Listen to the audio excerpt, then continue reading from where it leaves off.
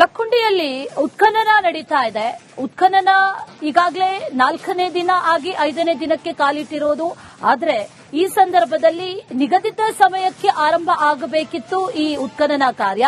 ಆದರೆ 8 ಗಂಟೆಗೆ ಆರಂಭ ಆಗಿಲ್ಲ.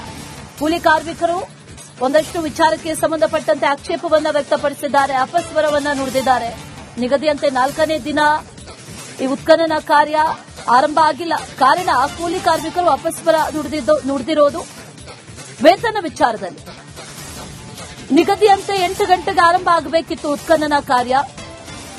ಉದ್ಯೋಗ ಖಾತ್ರಿ ಯೋಜನೆಗಿಂತಲೂ ನಮಗೆ ಕಡಿಮೆ ಕೂಲಿ ಕೊಡ್ತಾ ಇದ್ದಾರೆ ಅನ್ನುವಂತ ಆಕ್ರೋಶ ಈಗ ಕೂಲಿ ಕಾರ್ಮಿಕರದ್ದು. ಉದ್ಯೋಗ ಖಾತ್ರಿಯಲ್ಲಿ 2 ರಿಂದ 4 ಗಂಟೆ ಕೆಲಸ ಮಾಡಿದ್ರು ಕೂಡ 374 ರೂಪಾಯಿ ಕೊಡ್ತಾರೆ. ನಾವು ದಿನದ 10 ಗಂಟೆ ಈ ಉರಿ ಬಿಸಿಲಿನಲ್ಲಿ ಕೆಲಸ ಮಾಡ್ತಾ ಇದ್ದೀವಿ. 10 ಗಂಟೆ ಕೆಲಸಕ್ಕೂ ಕೂಡ ಅದೇ ರೀತಿ 374 ರೂಪಾಯಿ ಸಂಬಳ ಕೊಡ್ತಾರಂತಂದ್ರೆ ನಾವು ಯಾಕೆ ಕೆಲಸ ಮಾಡಬೇಕು? ನಮ್ಮ ಸಂಬಳ ಹೆಚ್ಚಳ ಮಾಡಿ ಅಂತ ಆಗ್ರಹವನ್ನ ಮಾಡಿದ್ದಾರೆ. ಈಗ ದಿನಾ ಬರ್ತೀವ್ರಿ ಸರ. ನಮಗೆ ಈಗ ಹೊಲ್ದಾಗ ಹೋದ್ರ ಕಾಳು ಕಡಿ ವರ್ಷಾಂಗಟ್ಲೆ ದುಡಿತೀವ್ರಿ ಸರ. ನಾವು ಈಗ ಎನರ್ಜಿಗೆ ಇದಕ್ಕ ಗೌರ್ಮೆಂಟ್ ಕೆಲ್ಸಕ್ಕೆ ಬಂದ್ರ ನಮ್ದು ಯಾವ್ದು ಈಗ ಮಕ್ಕಳು ಮರಿ ಇದ್ದಿಂದ ಈಗ ಇದು ಸಮಸ್ಯೆ ಇಡ್ತೈತ್ರಿ. 374 ರೂಪಾಯಿ ನಮಗೆ ಸಾಗ್ಲು ಆಗುತ್ತಿರ್ತೈರಿ ಸರ. ಈಗ ಮುಂದ ನಮಗೆ 600 ರೂಪಾಯಿ ಕಡೆಗೆ ಒಂದಿಷ್ಟಲ ಈಗ ಗೋಂಡಿ ಕೆಲ್ಸಕ್ಕೆ ಹೋದ್ರ 550 ಹಾಕಿ ಕೊಡ್ತಾರ ಸರ. ಆ ಪ್ರಕಾರ ನಮಗೆ ಹಾಕಿ ನಮಗೆ ಮುಂಜಾನೆ 8 ತನ 5 ಗಂಟೆ ಮಟ್ಟ ಬಿಡೋಲ್ರಿ ಸರ. ನಮಗೆ ಅನುಕೂಲ ಮಾಡಿಕೊಡ್ರಿ ಸರ್. ಅದಕ್ಕ ನಿಮಗೆ ದಯವಿಟ್ಟು ಬಡವರು ನಾವು ಏನ್ ಶ್ರೀಮಂತರಲ್ರಿ ಸರ. ನಿಮ್ಮಂತಾರ್ದು ನಾವು ಬೇಡಿಕೆ ಅಂದು ನಾವು ದುಡಿಯೋರಿ ಸರ. ಅದು ಮುಂದೆ ನೀವು ನಮ್ಗೆ ಅನುಕೂಲ ಮಾಡಿ ಕೊಡ್ರಿ ಸರ್ ಅಂತ ನಿಮಗೆ ದೇವ್ರ ಕೆಲಸ ಅಂತ ಅಂದ್ ಏನಾದ್ರಿ ಸರ್. ಈಗ ನಾವು ದುಡಿಯಂತಾರ. ಇದೇ ವಿಚಾರಕ್ಕೆ ಸಂಬಂಧಪಟ್ಟಂತೆ ಡೀಟೇಲ್ಸ್ ಅನ್ನ ಕೊಡ್ತಾ ಹೋಗ್ತಾರೆ ನಮ್ಮ ಪ್ರತಿನಿಧಿ ಮಂಜು ಪತ್ತಾರ್. ನೇರ ಸಂಪರ್ಕದಲ್ಲಿ ಜಾಯಿನ್ ಆಗ್ತಾ ಇದ್ದಾರೆ. ಮಂಜು ಪತ್ತಾರ್, ಈ ಕೂಲಿ ಕಾರ್ಮಿಕರು ಕೇಳ್ತಾ ಇರೋದು ಕೂಡ ಸರಿ ಇದೆ. ಯಾಕಂದ್ರೆ ಉದ್ಯೋಗ ಖಾತ್ರಿಯಲ್ಲಿ ಕೊಡುವಂತಹ ಸಂಬಳವನ್ನೇ ಇಲ್ಲೂ ಕೂಡ ಕೊಡ್ತಾ ಇದ್ದಾರೆ. ಅದು ಕೂಡ ಇದು ನಡೀತಾ ಇರೋದು 3 ರಿಂದ 4 ತಿಂಗಳು ಮಾತ್ರ. ಆಮೇಲೆ ಏನ್ ಮಾಡಬೇಕು ಅನ್ನುವಂತ ಪ್ರಶ್ನೆ ಕೂಲಿ ಕಾರ್ಮಿಕರಿಗೆ ಕಾಡುತ್ತೆ. ಅವ್ರು ಕೇಳುವಂತ ಸರಿಯಾಗಿದೆ. ಅಧಿಕಾರಿಗಳು ಇದ್ರ ಬಗ್ಗೆ ಏನ್ ಹೇಳ್ತಾರೆ? ಸಂಬಳ ಹೆಚ್ಚಳ ಮಾಡ್ತಾರಂತ ಅಥವಾ ಇವತ್ತಿನ ಕಾರ್ಯಕ್ಕೂ ಕೂಡ ಇದು ತೊಡಕಾಗುವಂತ ಸಾಧ್ಯತೆ ಇದೆಯಾ? ಡೀಟೇಲ್ಸ್ ಏನಿದೆ?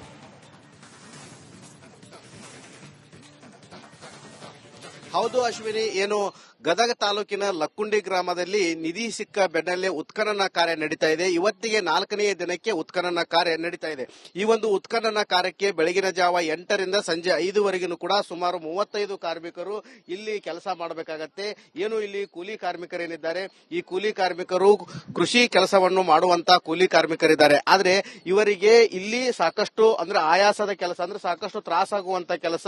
ಇಲ್ಲಿ ಗುದ್ಲಿ ಮತ್ತು ಶೆಲ್ಕಿಲಿಂದ ಮಣ್ಣು ತೆಗೆದು ಹಾಕುವಂತ ಕೆಲಸ ಆಗಬೇಕು. ಇದು ಬೆಳಗಿನ ಜಾವ 8 ಗಂಟೆಗೆ ಆರಂಭವಾದರೆ ಸಂಜೆ 5 ಗಂಟೆವರೆಗೂ ಕೂಡ ನಿರಂತರವಾಗಿ ನಡೆಯುತ್ತೆ. ಆ ಸಮಯದಲ್ಲಿ ಅವರಿಗೆ ವಿಶ್ರಾಂತಿ ಆಗಿರ್ಬೋದು ಮತ್ತು ಊಟಕ್ಕೂ ಕೂಡ ಅವಕಾಶ ಮಾಡಿಕೊಡ್ತಾರೆ. ಆದ್ರೆ ಇವಾಗ ಕೂಲಿ ಕಾರ್ಮಿಕರು ಈ ಒಂದು ಕೆಲಸಕ್ಕೆ ಅಪಸ್ವರ ಎಬ್ಬಿಸಿದ್ದಾರೆ. ಯಾಕಂತಂದ್ರೆ ನಾವು ಸುಮಾರು 35ಕ್ಕೂ ಹೆಚ್ಚು ಕಾರ್ಮಿಕರು ಇವಾಗ ಕಳೆದ 4 ದಿನಗಳಿಂದ ಬರ್ತಾ ಇದ್ದೇವೆ. ಇವಾಗ ಈ ಒಂದು ಕಾಯಕ ಮಾಡಬೇಕಂತಂದ್ರೆ ಸಾಕಷ್ಟು ತ್ರಾಸಾಗತ್ತೆ ನಮಗೆ. ಏನು ಇವಾಗ ಉದ್ಯೋಗ ಖಾತ್ರಿ ಯೋಜನೆ ಏನಿದೆ ಆ ಪ್ರಕಾರ 374 ರೂಪಾಯಿ ಉದ್ಯೋಗ ಖಾತ್ರಿಯಲ್ಲಿ ಕೊಡ್ತಾರೆ. ಆದ್ರೆ ಆ ಸಮಯದಲ್ಲಿ ಇವರು ಬೆಳಗಿನ ಜಾವ 5 ಗಂಟೆಗೆ ಹೋಗಿ 8 ರಿಂದ 9 ಗಂಟೆ ಅಂದ್ರೆ 2 ರಿಂದ 4 ತಾಸು ಕೆಲಸ ಮಾಡಿ ಮನೆಗೆ ಬಿಸಿಲು ಬೀಳುವವರೆಗೆ ಮಾತ್ರ ಕೆಲಸ ಮಾಡಿ ನಂತರ ಮನೆಗೆ ಬರ್ತಾ ಇದ್ರು. ಆದ್ರೆ ಇವಾಗ ಬೆಳಗಿನ ಜಾವ 8 ಗಂಟೆಗೆ ಆರಂಭವಾದಂತಹ ಕೆಲಸ ಸಂಜೆ 5 ಗಂಟೆವರೆಗೂ ಕೂಡ ಆಗತ್ತೆ. ಇಲ್ಲಿ ಕೊಡ್ತಾ ಇರುವ ವೇತನ ಕೇವಲ 374 ರೂಪಾಯಿ. ಅದಕ್ಕೆ ನಮಗೆ ಅತಿ ಹೆಚ್ಚಿನ ಪ್ರಮಾಣದಲ್ಲಿ ವೇತನ ಕೊಡಬೇಕು. 500 ರಿಂದ 600 ರೂಪಾಯಿ ವೇತನ ಕೊಟ್ರೆ ಒಳ್ಳೇದಾಗತ್ತಂತೇಳಿ. ಯಾಕಂತಂದ್ರೆ ಇದೇ ಕಾರ್ಮಿಕರು ಗಾರಿ ಕೆಲಸಕ್ಕೆ ಹೋದ್ರೆ ಅವರಿಗೆ ನಿತ್ಯ 600 ರೂಪಾಯಿ ವೇತನ ಸಿಗತ್ತೆ. ಹೀಗಾಗಿ ಏನು ಅಭಿವೃದ್ಧಿ ಪ್ರಾಧಿಕಾರ ಏನಿದೆ, ಈ ಒಂದು ಅಭಿವೃದ್ಧಿ ಪ್ರಾಧಿಕಾರದ ಅಧಿಕಾರಿಗಳು ನಮಗೆ ಈ ವೇತನದ ಬಗ್ಗೆ ಪರಿಶೀಲನೆ ಮಾಡಬೇಕು, ನಮಗೆ ಹೆಚ್ಚಿನ ವೇತನ ಕೊಡಬೇಕಂತ ಹೇಳಿ ಆಗ್ರಹಿಸಿದ್ರು. ಹೀಗಾಗಿ ಬೆಳಗಿನ ಜಾವ 8 ಗಂಟೆಗೆ ಆರಂಭವಾಗಬೇಕಾಗಿದ್ದಂತ ಈ ಒಂದು ಕೆಲಸ ಏನು 8 ಗಂಟೆ 45ಕ್ಕೂ ಆಯಿತು. ಆದ್ರೂ ಅಸಮಾಧಾನದ ನಡುವೆನೂ ಕೂಡ ಇವಾಗ ಸಿಬ್ಬಂದಿಗಳು ಕೂಡ ಕೆಲಸ ಮಾಡ್ತಾ ಇದ್ದಾರೆ.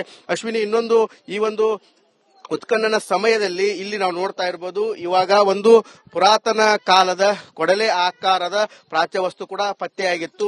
ಇವಾಗ ಇಲ್ಲಿ ಒಂದು ನಾಗರ ಮೂರ್ತಿ ಇಲ್ಲಿ ನಾವು ನೋಡ್ತಾ ಇರಬಹುದು. ಈ ರೀತಿ ನಾಗರ ಮೂರ್ತಿ ಕೂಡ ಗೋಚರವಾಗಿದೆ. ಇದನ್ನು ಕೂಡ ತೆಗೆಯುವಂತ ಕೆಲಸ ಮಾಡಲಾಗ್ತಾ ಇದೆ. ಇಲ್ಲಿ ನಾವು ದೃಶ್ಯದಲ್ಲಿ ಕೂಡ ನೋಡ್ತಾ ಇರಬಹುದು, ಪುರಾತನ ಕಾಲದ ನಾಗರ ಮೂರ್ತಿ ಇಲ್ಲಿ ಗೋಚರವಾಗಿದೆ. ಇದನ್ನು ಕೂಡ ಇವಾಗ ನಿಧಾನವಾಗಿ ಸೂಕ್ಷ್ಮವಾಗಿ ಇಲ್ಲಿಯ ಕೂಲಿ ಕಾರ್ಮಿಕರು ತೆಗಿತಾ ಇದ್ದಾರೆ. ಇದನ್ನು ಪುರಾತನ ಇಲಾಖೆ ಅಧಿಕಾರಿಗಳು ಪರಿಶೀಲನೆ ಮಾಡಬೇಕಾಗತ್ತೆ.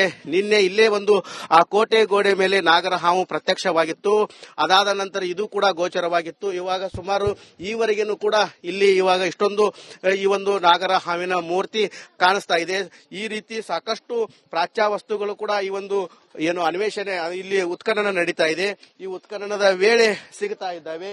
ನಾವು ಇಲ್ಲಿ ನೋಡ್ತಾ ಇರಬಹುದು, ಈ ಭಾಗದಲ್ಲಿ ಇಲ್ಲೇ ಇವಾಗ ಪ್ರಾಚ್ಯ ವಸ್ತು ಕಾಲದ ಒಂದು ಕೊಡಲೆ ರೀತಿ ಏನು ವಸ್ತು ಕೂಡ ಸಿಕ್ಕಿತ್ತು. ಅದನ್ನು ಕೂಡ ಪುರಾತತ್ವ ಇಲಾಖೆ ಅಧಿಕಾರಿಗಳು ತೆಗೆದುಕೊಂಡಿದ್ದಾರೆ. ಇಲ್ಲಿ ನಾವು ನೋಡ್ತಾ ಇರಬಹುದು ಶಿವಲಿಂಗ, ಇದು ಪಾನಿಪೀಠ ರೀತಿ ಇದ್ದಂತದ್ದು. ಎರಡನೆಯ ದಿನ ಉತ್ಖನನ ಕಾರ್ಯ ಸಮಯದಲ್ಲೇ ಈ ಒಂದು ಪಾನಿಪೀಠ ಪತ್ತೆಯಾಗಿತ್ತು. ಈವರೆಗೂ ಕೂಡ ಪೂರ್ಣ ಪ್ರಮಾಣದ ಹೊರಗಡೆ ತೆಗೆದಿಲ್ಲ, ನಿಧಾನವಾಗಿ ತೆಗಿತಾ ಇದ್ದಾರೆ. ಹೀಗಾಗಿ ಸಾಕಷ್ಟು ಕುತೂಹಲಕ್ಕೆ ಕೂಡ ಈ ಒಂದು ಉತ್ಖನನ ಕಾರ್ಯ ಆಗ್ತಾ ಇದೆ. ಪ್ರತಿನಿತ್ಯನೂ ಕೂಡ ಒಂದಿಲ್ಲೊಂದು ವಸ್ತುಗಳು ಪತ್ತೆ ಆಗ್ತಾ ಇದ್ದಾವೆ. ಪ್ರಾಚೀನ ವಸ್ತುಗಳು ಪತ್ತೆ ಆಗ್ತಾ ಇರೋದ್ರಿಂದ ಏನು ಈ ಉತ್ಖನನ ಕಾರ್ಯ ನಡೀತಾ ಇದೆ, ಇದು ಸಾಕಷ್ಟು ಕುತೂಹಲಕ್ಕೆ ಎಡೆ ಮಾಡಿಕೊಡ್ತಾ ಇದೆ ಅಂತಾನೆ ಹೇಳ್ಬೋದು. ಅಶ್ವಿನಿ. ರೈಟ್ ಮಂಜುಪತ, ಥ್ಯಾಂಕ್ ಯು ಡೀಟೇಲ್ಸ್ಗೆ. ಬೆಳಗಿನ ಜಾವ 8 ಗಂಟೆಗೆ ಆರಂಭವಾಗಬೇಕಾಗಿದ್ದಂತ ಈ ಒಂದು ಕೆಲಸ ಏನು 8:45 ಆಯಿತು. ಆದರೂ ಅಸಮಾಧಾನದ ನಡುವೆನೂ ಕೂಡ ಇವಾಗ ಸಿಬ್ಬಂದಿಗಳು ಕೂಡ ಕೆಲಸ ಮಾಡ್ತಾ ಇದ್ದಾರೆ. ಅಶ್ವಿನಿ, ಇನ್ನೊಂದು ಈ ಒಂದು ಉತ್ಖನನ ಸಮಯದಲ್ಲಿ ಇಲ್ಲಿ ನಾವು ನೋಡ್ತಾ ಇರಬಹುದು, ಇವಾಗ ಒಂದು ಪುರಾತನ ಕಾಲದ ಕೊಡಲೆ ಆಕಾರದ ಪ್ರಾಚ್ಯ ವಸ್ತು ಕೂಡ ಪತ್ತೆಯಾಗಿತ್ತು. ಇವಾಗ ಇಲ್ಲಿ ಒಂದು ನಾಗರ ಮೂರ್ತಿ ಇಲ್ಲಿ ನಾವು ನೋಡ್ತಾ ಇರಬಹುದು. ಈ ರೀತಿ ನಾಗರ ಮೂರ್ತಿ ಕೂಡ ಗೋಚರವಾಗಿದೆ. ಇದನ್ನು ಕೂಡ ತೆಗೆಯುವಂತ ಕೆಲಸ ಮಾಡಲಾಗ್ತಾ ಇದೆ. ಇಲ್ಲಿ ನಾವು ದೃಶ್ಯದಲ್ಲಿ ಕೂಡ ನೋಡ್ತಾ ಇರಬಹುದು, ಪುರಾತನ ಕಾಲದ ನಾಗರ ಮೂರ್ತಿ ಇಲ್ಲಿ ಗೋಚರವಾಗಿದೆ. ಇದನ್ನು ಕೂಡ ಇವಾಗ ನಿಧಾನವಾಗಿ ಸೂಕ್ಷ್ಮವಾಗಿ ಇಲ್ಲಿಯ ಕೂಲಿ ಕಾರ್ಮಿಕರು ತೆಗಿತಾ ಇದ್ದಾರೆ. ಇದನ್ನು ಆ ಪುರಾತನ ಇಲಾಖೆ ಅಧಿಕಾರಿಗಳು ಪರಿಶೀಲನೆ ಮಾಡಬೇಕಾಗತ್ತೆ. ನಿನ್ನೆ ಇಲ್ಲೇ ಒಂದು ಆ ಕೋಟೆ ಗೋಡೆ ಮೇಲೆ ನಾಗರ ಹಾವು ಪ್ರತ್ಯಕ್ಷವಾಗಿತ್ತು. ಅದಾದ ನಂತರ ಇದು ಕೂಡ ಗೋಚರವಾಗಿತ್ತು. ಇವಾಗ ಸುಮಾರು ಈವರೆಗೂ ಕೂಡ ಇಲ್ಲಿ ಇವಾಗ ಇಷ್ಟೊಂದು ಈ ಒಂದು ನಾಗರ ಹಾವಿನ ಮೂರ್ತಿ ಕಾಣಿಸ್ತಾ ಇದೆ. ಈ ರೀತಿ ಸಾಕಷ್ಟು ಪ್ರಾಚ್ಯ ವಸ್ತುಗಳು ಕೂಡ ಈ ಒಂದು ಏನು ಅನ್ವೇಷಣೆ ಇಲ್ಲಿ ಉತ್ಖನನ ನಡೀತಾ ಇದೆ. ಈ ಉತ್ಖನನದ ವೇಳೆ ಸಿಗ್ತಾ ಇದ್ದಾವೆ. ನಾವು ಇಲ್ಲಿ ನೋಡ್ತಾ ಇರಬಹುದು, ಈ ಭಾಗದಲ್ಲಿ ಇಲ್ಲೇ ಇವಾಗ ಪ್ರಾಚ್ಯ ವಸ್ತು ಕಾಲದ ಒಂದು ಕೊಡಲೆ ರೀತಿ ಏನು ವಸ್ತು ಕೂಡ ಸಿಕ್ಕಿತ್ತು. ಅದನ್ನು ಕೂಡ ಪುರಾತತ್ವ ಇಲಾಖೆ ಅಧಿಕಾರಿಗಳು ತೆಗೆದುಕೊಂಡಿದ್ದಾರೆ. ಇಲ್ಲಿ ನಾವು ನೋಡ್ತಾ ಇರಬಹುದು ಶಿವಲಿಂಗ, ಇದು ಪಾನಿಪೀಠ ರೀತಿ ಇದ್ದಂತದ್ದು. ಎರಡನೆಯ ದಿನ ಉತ್ಖನನ ಕಾರ್ಯ ಸಮಯದಲ್ಲೇ ಈ ಒಂದು ಪಾನಿಪೀಠ ಪತ್ತೆಯಾಗಿತ್ತು. ಈವರೆಗೂ ಕೂಡ ಪೂರ್ಣ ಪ್ರಮಾಣದ ಹೊರಗಡೆ ತೆಗೆದಿಲ್ಲ, ನಿಧಾನವಾಗಿ ತೆಗಿತಾ ಇದ್ದಾರೆ. ಹೀಗಾಗಿ ಸಾಕಷ್ಟು ಕುತೂಹಲಕ್ಕೆ ಕೂಡ ಈ ಒಂದು ಉತ್ಖನನ ಕಾರ್ಯ ಆಗ್ತಾ ಇದೆ. ಪ್ರತಿನಿತ್ಯನೂ ಕೂಡ ಒಂದಿಲ್ಲೊಂದು ವಸ್ತುಗಳು ಪತ್ತೆ ಆಗ್ತಾ ಇದ್ದಾವೆ. ಪ್ರಾಚೀನ ವಸ್ತುಗಳು ಪತ್ತೆ ಆಗ್ತಾ ಇರೋದ್ರಿಂದ ಏನು ಈ ಉತ್ಖನನ ಕಾರ್ಯ ನಡೀತಾ ಇದೆ, ಇದು ಸಾಕಷ್ಟು ಕುತೂಹಲಕ್ಕೆ ಎಡೆ ಮಾಡಿಕೊಡ್ತಾ ಇದೆ ಅಂತಾನೆ ಹೇಳ್ಬೋದು. ಅಶ್ವಿನಿ. ರೈಟ್ ಮಂಜುಪತ, ಥ್ಯಾಂಕ್ ಯು ಡೀಟೇಲ್ಸ್ಗೆ.